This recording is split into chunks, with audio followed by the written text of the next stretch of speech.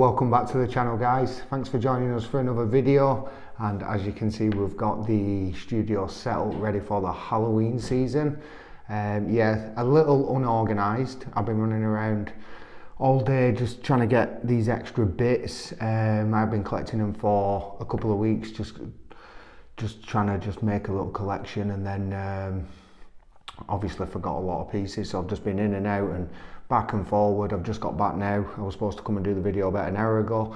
Had to go and get some more batteries and a backdrop for the window, so we have no reflection. So yeah, it's a little bit eerie. I've got some cobwebs stuck to me, but yeah, it's getting there now. Yeah, beautiful.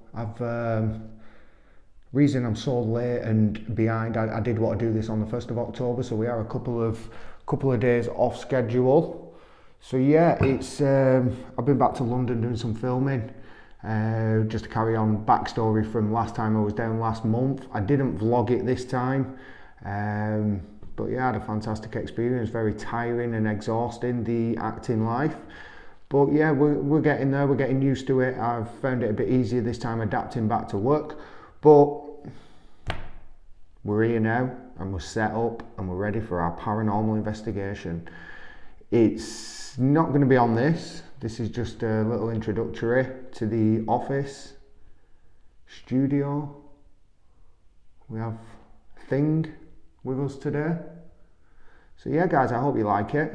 And we've got some decent content coming this month. It's one of my favourite seasons. So yeah, we're going to get out and do some randonautica videos.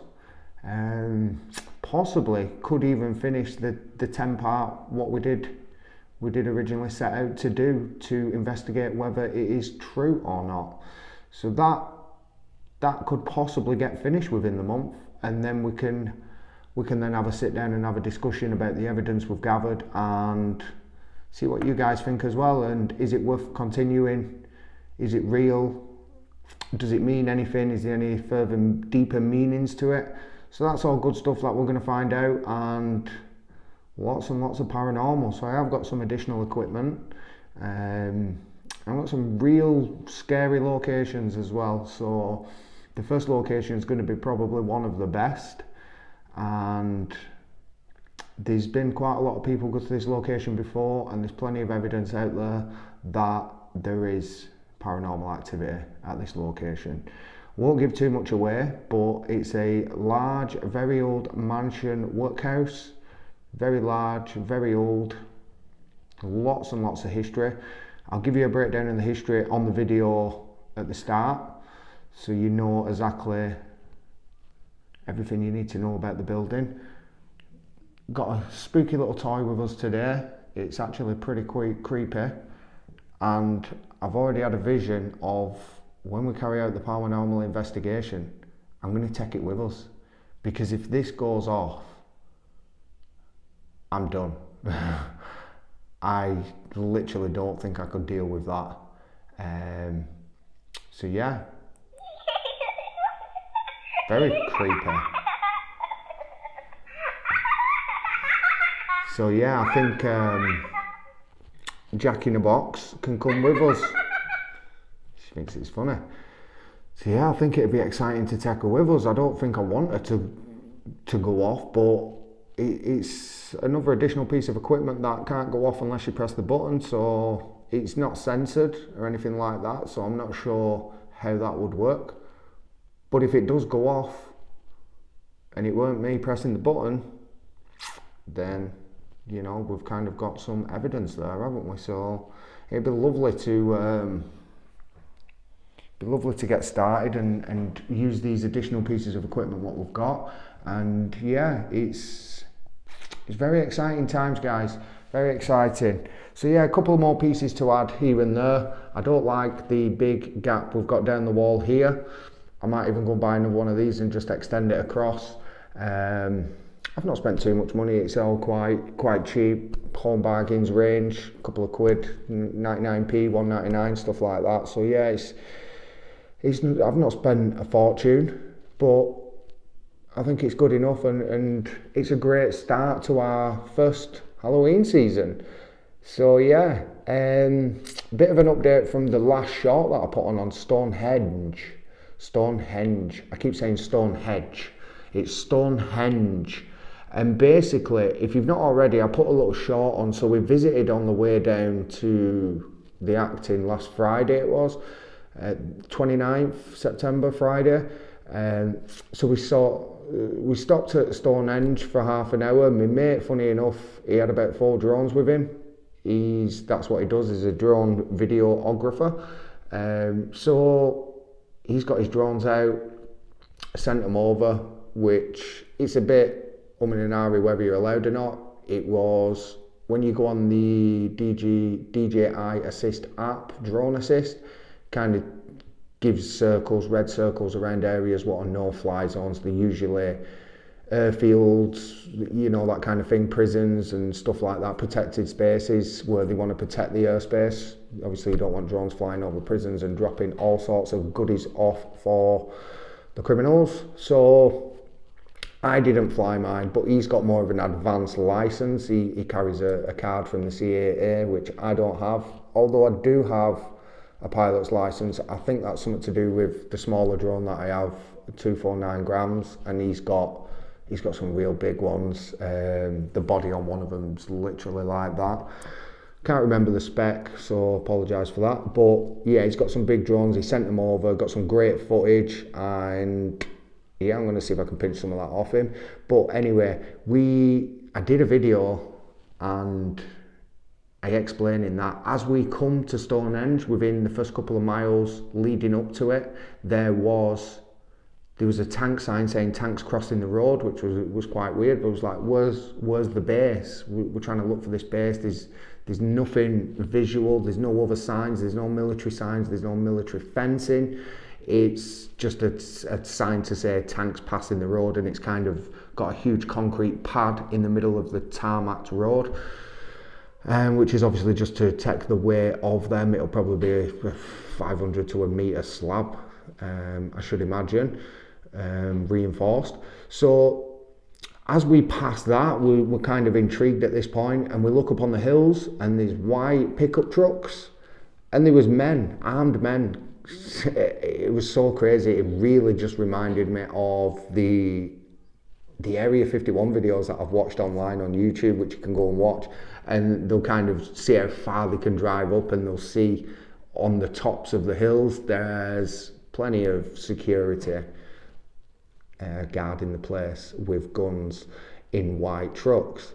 So I said I was going to look into it. I did look into it, and I spoke to one of the locals who is actually one of the co-owners of the production team that I'm working with and for.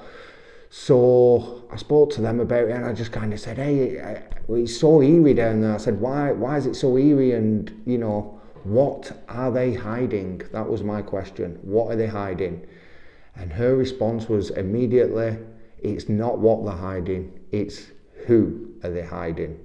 So that was very intriguing, and it just so happens that they're hiding Ukrainian soldiers there, and well, I don't know if you can call them soldiers yet. They're training Ukrainians to be soldiers, or they're training soldiers a more advanced way of fighting, something along them lines. But the fact is, there's Ukrainians there being trained, and that's why it's kind of all hush hush and very well guarded and protected.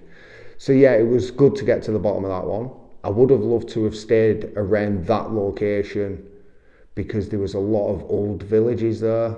I brought a lot of leaflets home, tourist attractions, which is just like very old villages which are just untouched and stuff like that, what you can go and see. So yeah, there's plenty of history down there, and this is around 40 minutes before you hit Bournemouth. I'm not too sure of the towns and stuff, but yeah, as the channels grow and as I grow as an individual with what I'm doing with my life, with the YouTubes and the acting, which kind of all ties in together, as much as that grows, that can pull me away from my construction company, which is my bread and butter, and I will be able to spend more time and put more time and energy into the channels to provide more content, which it's not just about providing the content, it's I absolutely love this stuff to the bone. So yeah, it's all fascinating stuff, fantastic times ahead, and yeah, we'll be ready for to drop our first video this week. So I hope you're all excited and looking forward to it. It is going to be a paranormal in the location that I've already described. That's all you're getting, and you'll have to wait and see. So yeah, this is the new studio for the next couple of weeks. I won't be doing this for any other season. I won't be doing this for Christmas. It's just not as exciting.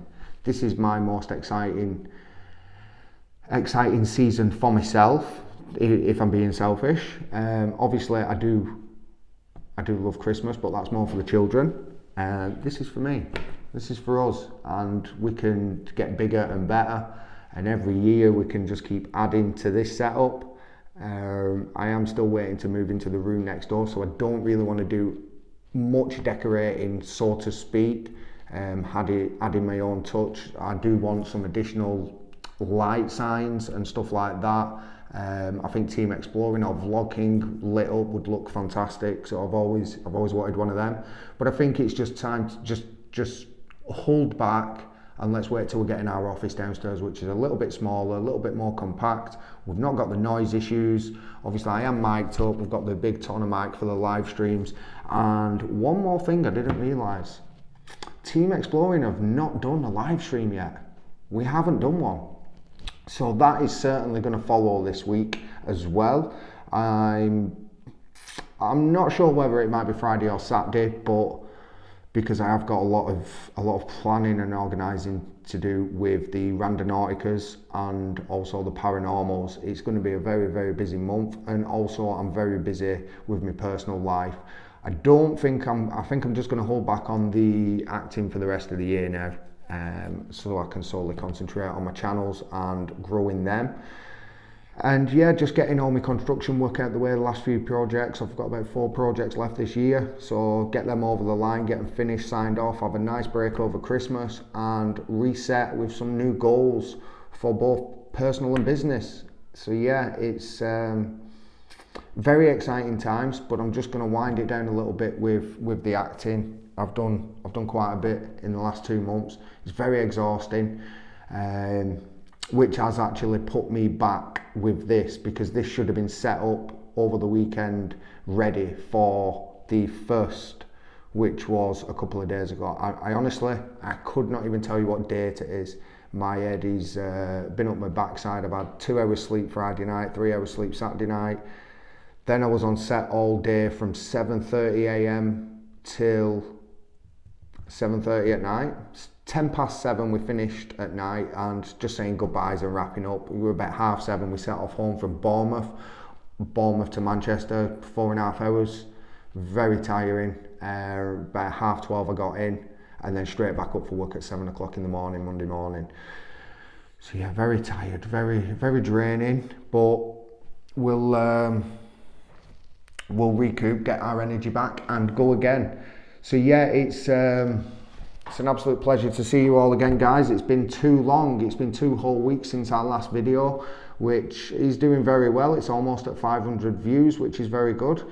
Massively appreciate it. Thank you very much for your time and support. Really appreciate it. We're going to start getting ready for the Vlog King channel to be first milestone monetized. We're way over our 3,000 hours watch time. We've just got to get 144 subscribers, I think. So yeah, that's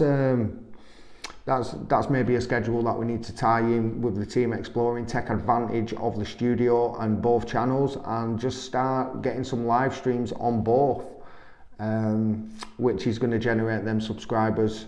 And yeah, guys, please feel free to share and like and comment and all that good stuff, and we'll see you back here very soon for our first paranormal of Halloween season.